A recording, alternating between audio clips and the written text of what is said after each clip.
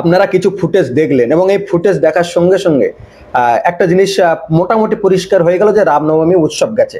এখন এই রামনবমী উৎসবে হিন্দু ভোট কি বিজেপির ঝুলিতে পুরোপুরি চলে যাবে, নাকি একদম বুথ লেভেল থেকে শুরু করে যেসব জায়গায় টিএমসির হিন্দু নেতারা আছে তারা তো ভোট দেবে না, এটা একদম কনফার্ম। তাহলে হিন্দু ভোট কি ভাগ হয়ে যাবে?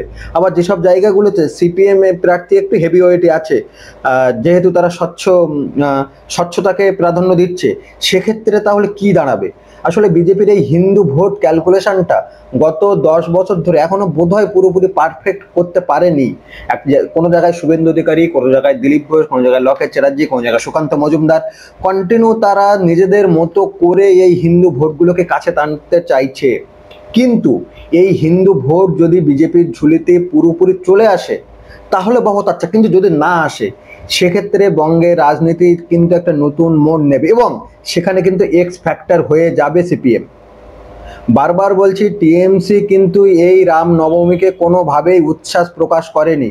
কিছু জায়গায় হয়তো সায়নী ঘোষেরা মাথায় টুপি টুপি পরে নেমেছে, সিপিএম কিন্তু পুরোপুরি জনসংযোগ এবং জনগণের মধ্যে একটা দুর্নীতি ইস্যু, সেই ক্ষেত্রে দাঁড়িয়ে তারা একটা স্বচ্ছতা, মানুষ আগে তারপরে সব এই ধর্ম পরে মানুষ আগে, এইগুলো তারা সামনে রাখতে চাইছে। কিন্তু বিজেপি সরাসরি রামনবমী এবং হিন্দুত্বটাকে ইস্যু করতে চাইছে, কারণ তারা বারবার বলে মিনি পাকিস্তান, মেটিয়া বুরুজ ইত্যাদি ইত্যাদি তারা সামনে আনে এবং রামনবমী তাদের কাছে বড় হাতিয়ার। যেহেতু বিজেপি গত 5 বছর ধরে সেভাবে রামনবমীর কোনো মিছিল বার করতে পারেনি, এই প্রথম তারা একটা শক্ত ঘাঁটির উপর দাঁড়িয়ে বিজেপি রামনবমী মিছিল করেছে।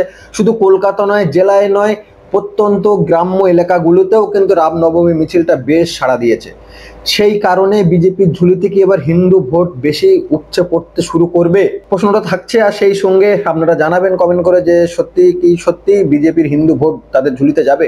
যদি যায় তাহলে সমীকরণ কতটা কেমন হতে পারে? কোনো জায়গায় টোটাল এভারেজে ওয়েস্ট বেঙ্গলে হিন্দু ভোট 70% যদি ধরি, যদি সেখান থেকে 50% চলে আসে, তাহলে কি হিন্দু ভোট সমীকরণে বিজেপি এগিয়ে যাবে, নাকি সমীকরণের দিক দিয়ে টিএমসি অন্য অঙ্ক খেলে বেরিয়ে যাবে, নাকি সিপিএম মাঝখান থেকে বাজিমাত করবে? খুবই জটিল অঙ্ক এবং সেই জটিল অঙ্কের ধাঁধায় আপাতত আমি পড়তে চাইছি না। কমেন্ট করে আপনারা জানাবেন।